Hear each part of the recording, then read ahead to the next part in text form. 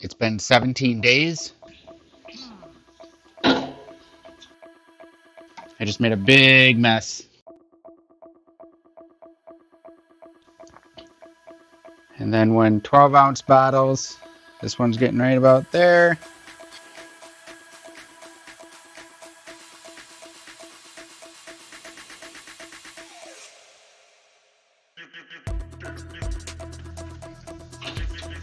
Hey, it's bottling day. I need to get the fermenter out.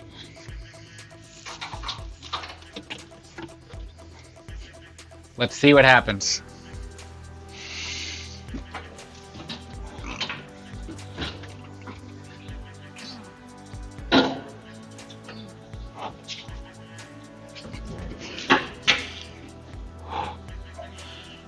Whew.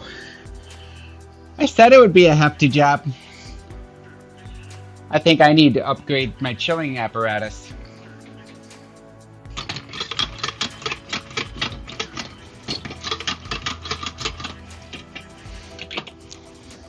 In bottling, you got to make sure all your bottles are sanitized. I used to pour sanitizer into every bottle. It takes a long time. So this Venator works really well. It takes a bit to prime, but it does 12 ounces and 16 ounces. Got a couple of swing tops. It just beats filling a couple 12 ounces.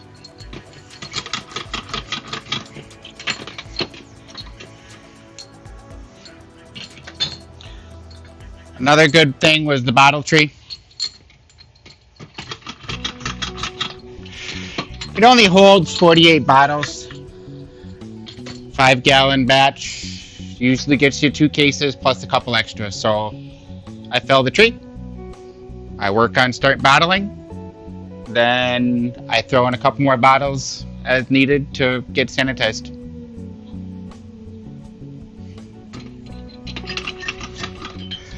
I'll catch you later when I'm done cleaning all these bottles and we get ready to transfer to the bottling bucket.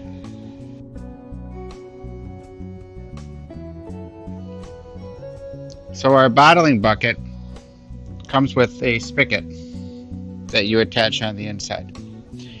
It's great, but as you can see, there's a gap from the bottom.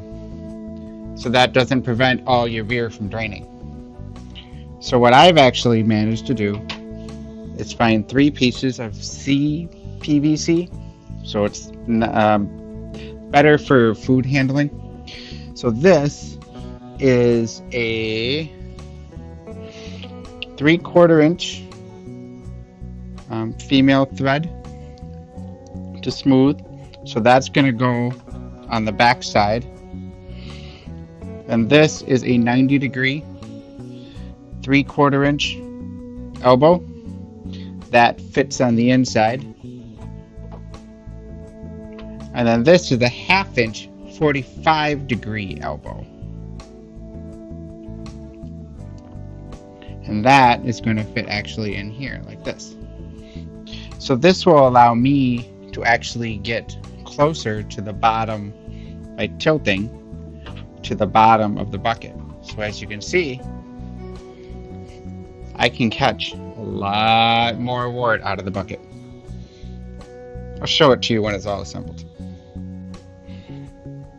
Bottling bucket's all assembled. And you can't quite tell, but the angle is really, really low. It's like this is actually angled down pretty far. So I maybe have less than a 1/2 inch of wort left on the bottom. This helps with bottling a lot. Those of you wondering, it's been 17 days since we brewed this milk stout. Now we're going to bottle. I have 3.5 ounces of priming sugar, corn sugar, dissolved in 2 cups water. So that's going to be our sugar to carbonate in our bottles. Earlier when you saw me sanitizing the bottles, some of you might have been like, hey, aren't you supposed to clean the bottles? I do clean the bottles. Then after I thoroughly clean the bottles, after when I get them or when I use them, I put them in a closed container. So thus the bottles don't get any additional dirt or insects or anything in them. So I then just go right ahead sanitizing them. I haven't had a big issue with that. Same thing with the bottling bucket. I just put it away in a closed container and then I just sanitize it when I'm ready for bottling.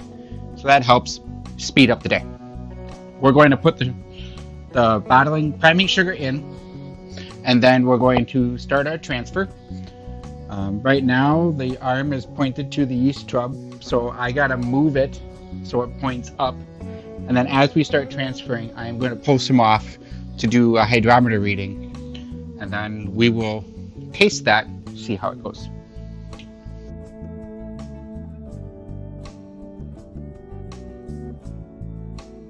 That was cool. I'm going to slowly pour in the priming sugar to let that go. Okay, so that's starting to transfer a little bit. I am going to re-sanitize my hands. And then I'm going to pull this up. We're going to put some into our test tube, our measuring tube, measuring flask.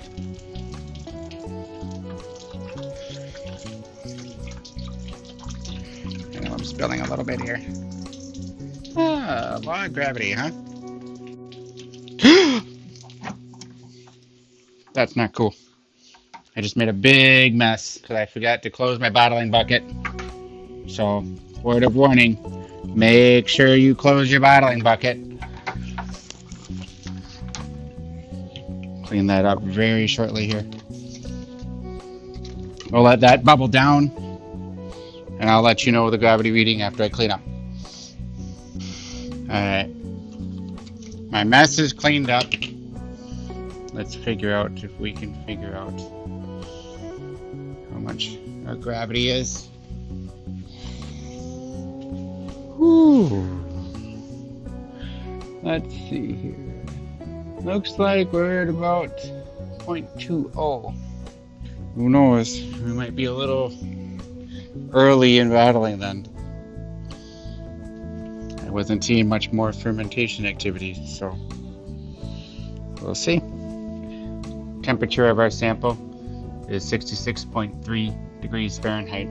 Our hydrometer has an accuracy at 60 degrees. So our measurement might come down a little bit, but not by much. I was wrong. At 66 degrees, the hydrometer reading went up by 0.001. So our current finishing gravity was 0.21. It's dark-ish, so it looks like it would fit to a milk stout. It smells good.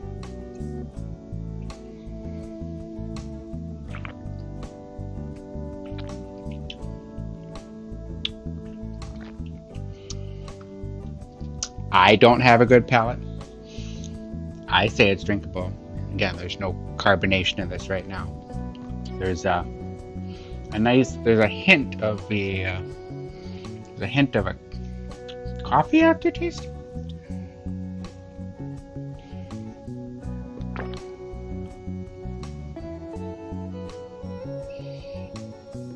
Yeah, I think there's a slight hint of a coffee aftertaste.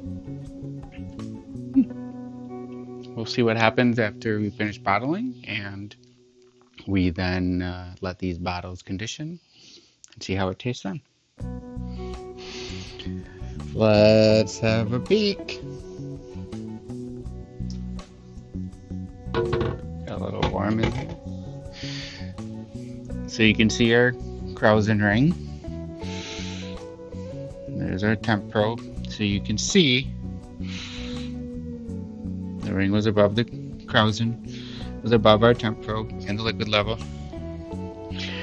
There looks to be a fair amount left, but when I started tilting, it definitely started coming out with some true pieces. So not too bad. I just got under 5 gallons. What's this line here? Just got under 5 gallons in the bottling bucket. So I will say doing a 5-gallon batch was a success. Another thing, tilting the fermenter, you end up seeing the tube layer. Very cool. Next time I'm going to use the dump port so I can take that off. So here's the start of my bottling setup. I have a sanitized bottling wand. I use a jelly roll tray, low rim cookie tray, as a good way to catch drips. And then just insert the wand into the bottle. Your beer starts flowing. And then you just gotta watch for when it fills up. I usually go to right about under the rim portion with the bottling wand inside. That usually ends up being a very good amount of headspace on both these 16-ounce bottles and these normal 12-ounce bottles. 16-ounce bottles are nice because I can then just set them aside, go ahead and cap them one-handed.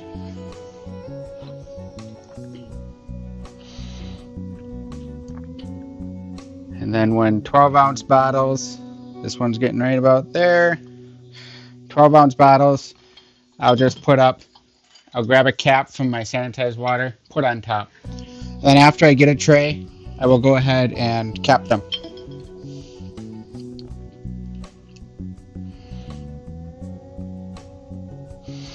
It's a tedious process. I'm looking forward to kegging. I just don't have the full setup needed for kegging right now.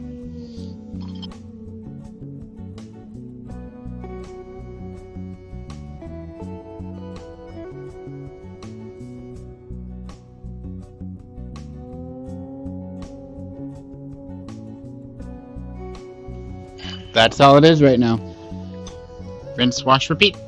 When I had started bottling, I had used a wing capper. It worked, but it added time. I managed to get a hold of this gear top capper from my uncle-in-law. It used to be my wife's grandfather's. So this really helps. It even allows my kids to help bottle. 2 people bottling makes it a lot faster and easier to do. Hi, this is Bradley with 2B Brewing.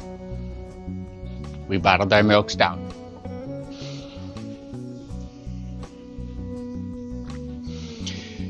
So, I double checked the recipe.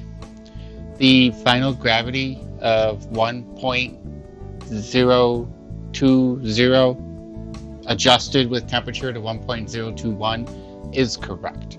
So I hit my gravity numbers pretty well.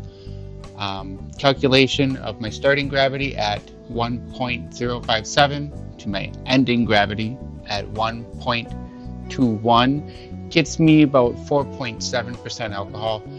Slightly low. The instructions recipe said 5%, but I will take it. We will see how these bottle condition. I'm looking forward to trying this. I ended up with 43 12-ounce bottles, 4 16-ounce bottles, and then a half bottle. I like the half bottles sometimes. They're a good one to do your first test after a week. We'll let these condition for about 2 weeks, and then we'll do a taste on how the beer goes. First impressions of the Delta Brewing System's 14-gallon FermTank. It's really nice. I'm glad it works for 5-gallon batches. It is a large piece of equipment, So I'm looking to do some modifications to not have to shuffle it around so much. For sure, I'm going to want to get the chilling coil at some time and figure out a chilling system and heating system that way. And then also some probably clean in place system, like a SIP ball, CIP ball on top, to help clean the fermenter after we're all done. So we will see more usage of that as we go. If you like this, hit that thumbs up button. If you want to see more and be ready, be notified when more videos come out, hit the subscribe button. Next video, I'm going to be doing my very first all grain batch.